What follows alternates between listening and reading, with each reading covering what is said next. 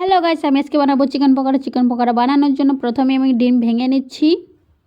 একটা ডিম নিয়েছি আর সাথে দেব 2 চামচ কর্নফ্লাওয়ার। এখন দেব হলুদ গুঁড়ো, লঙ্কা গুঁড়ো, জিরে গুঁড়ো, ধনে গুঁড়ো, কালো জিরা, ধনে পাতা, লবণ দিয়ে ভালো করে মেশড করে নেব। মেশড করা হয়ে গেছে। এখন চিকেনটা দিয়ে দিচ্ছি। চিকেনটা ভালো করে মেশড করে কড়াইতে সাদা তেল দিয়ে এখন চিকেনটা দিয়ে দেব। দেখো চিকেন দিয়ে দিয়েছি।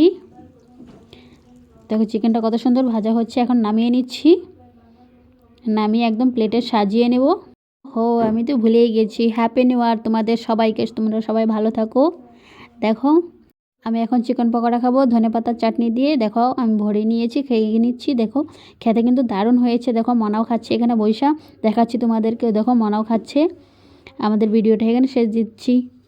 Tata, happy new year.